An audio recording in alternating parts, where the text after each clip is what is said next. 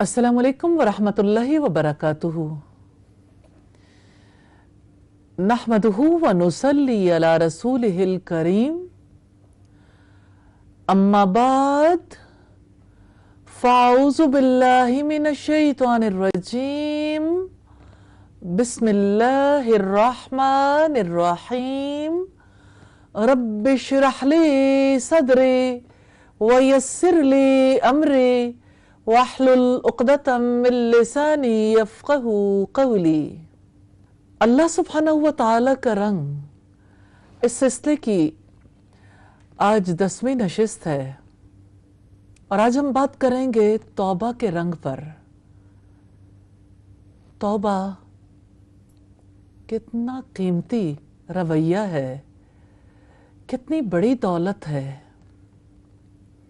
हर एक को नसीब नहीं होती। और जब आदम अलैहिस्सलाम की आजमाइश हुई थी आसमानों पर, रब्बुल इज़्ज़त ने जब उन्हें एक दरख्त का फल खाने से रोका था तो उस मौके पर शैतान के बहकावे में आ गए। उसने ये कहा कि आप अगर इस दरख्त का फल खाएंगे तो हमेशा की ज़िंदगी और लाज़वाल बादशाहत मिलेगी। कमज़ोर पहलू पर चोट लगाई और आदम अलैहिस्सलाम भूल गए। फिर जब पशेमानी हुई तो अल्लाह रब्बुल इज़्ज़त ने उन्हें तौबा के कलिमात सिखा दिए। तौबा हकीकतन आसमानी रवैया है। अल्लाह रब्बुल इज़्ज़त ने इंसान को जितना कमज़ोर बनाया, गलतियां सादिर हो सकती हैं और इन गलतियों की तलाफ़ी के लिए रब्बुल इज़्ज़त ने तौबा का तोहफ़ा दिया। हज़रत आदम और हज़रत हव्वा अलैहिमुस्सलाम दोनों किस कदर परेशान थे। आसमानों में, जन्नत में, जब जन्नत का लिबासे फ़ाखिरा उतर गया, समझ नहीं आती थी क्या करें। रब को नाराज़ कर बैठे हैं। तो अल्लाह रब्बुल इज़्ज़त ने अपनी रहमत से वो कलिमात सिखा दिए। फिर उन दोनों ने कहा, क़ाला रब्बना ज़लमना अनफुसना, ए हमारे रब, हमने अपनी जानों पर जुल्म किया है। फ़इल्लम तग़फ़िर लना व तरहमना लनकूनन्न मिनल ख़ासिरीन। अगर तूने हम पर रहम न किया, अगर तूने हमें मुआफ़ न किया तो हम खसारा उठाने वालों में से हो जाएंगे। यूँ रब्बुल इज़्ज़त ने सैयदना आदम अलैहिस्सलाम की पशेमानी और नदामत पर उन्हें तौबा करने की तौफ़ीक़ अता फ़रमाई। इल्म भी दिया, तौफ़ीक़ भी दी। इसी को तो हिदायत कहते हैं। तो इंसान को जो सबसे पहली हिदायत मिली वो तौबा की हिदायत थी। अगरचे जब आदम अलैहिस्सलाम को फ़रिश्तों के सामने पेश किया गया तो उन्हें अशिया का इल्म सिखाया गया, लेकिन पहली गलती और पहली गलती पर मुआफ़ी, कितना फ़र्क है इब्लीस और आदम में। गलती तो इब्लीस से भी हुई थी, लेकिन अपनी गलती को उन्होंने आदम अलैहिस्सलाम में देखा। जब रब्बुल इज़्ज़त ने पूछा, मा मनाअका अल्ला तस्जुद, तुझे किस चीज़ ने रोका कि तू सजदा न करे? तो इब्लीस ने कहा, अना खैरुम मिन, मैं इससे बेहतर हूँ। यानी अपनी गलती को अपनी बरतरी में देखा कि मैंने अगर इनकार किया है तो उसका सबब यह है कि मैं बेहतर हूँ। और फिर रब्बुल इज़्ज़त से ये कहा कि तूने मुझे आग से बनाया, इसको मिट्टी से।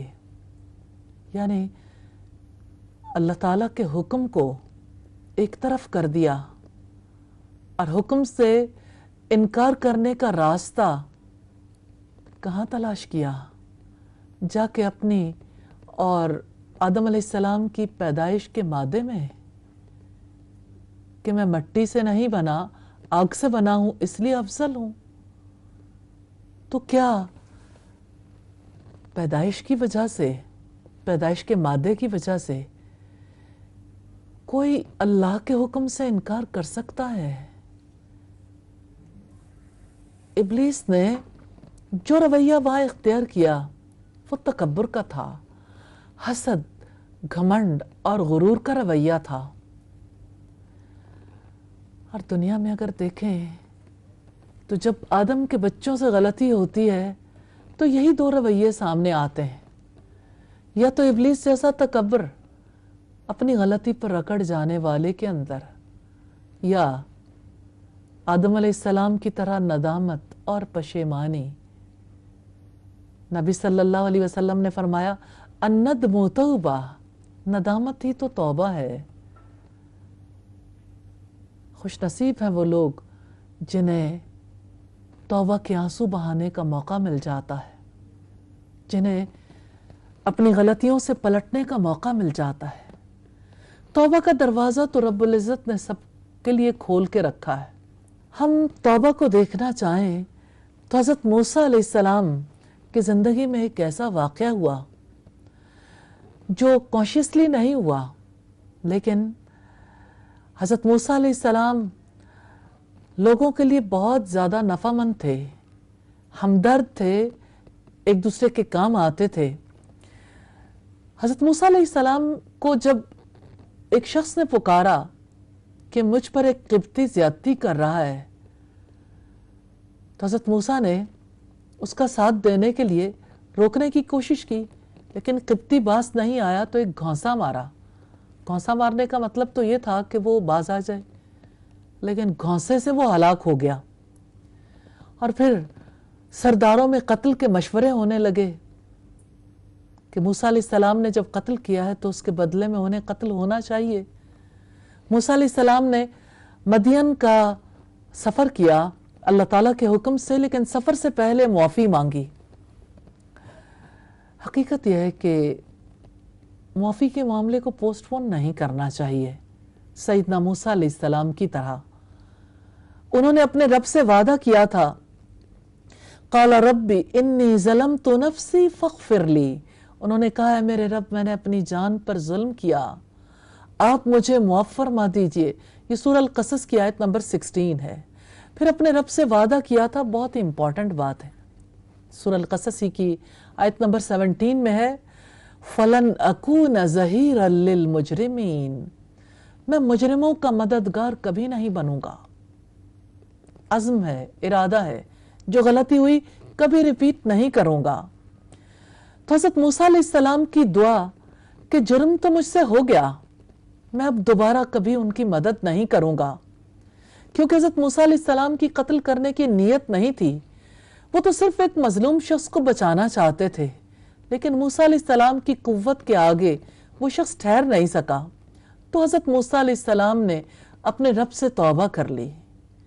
और हम पैगंबरों की ज़िंदगी में देखते हैं, बहुत छोटी गलती पर भी अल्लाह ताला की तरफ से बड़ी गिरफ्त हो गई। जिसने कोई गलती को ख़ता की, और अल्लाह ताला के पैगंबरों में से एक पैगंबर हज़रत यूनुस अलैहिस्सलाम थे, जिन्होंने अजाब के आमद से पहले अपना इलाका छोड़ दिया था। कोई अपना महाज वक्त से पहले छोड़ना चाहे तो ये छोटी ख़ता नहीं है। फिर जब वो वहाँ से निकले, कश्ती पर सवार हुए, तो कश्ती हिचकोले खाने लगी, और वहाँ पे ये डिसीजन किया गया कि कोई गुनहगार शख्स चूँकि कश्ती में सवार हो गया, इस वजह से कुरा निकालते हैं, जिसके नाम का कुरा निकला वही गुनहगार ठहरेगा, उसी को समंदर में फेंकेंगे ताकि वज़न में कमी हो जाए और कश्ती स्मूथली जो है वो एक मकाम से दूसरे मकाम तक पहुंच जाए। कुरा एक बार भी हज़रत यूनुस के नाम निकला, लोग परेशान थे, नेक आदमी हैं और इनके साथ ज्यादती हो जाएगी। दूसरी बार भी, तीसरी बार भी।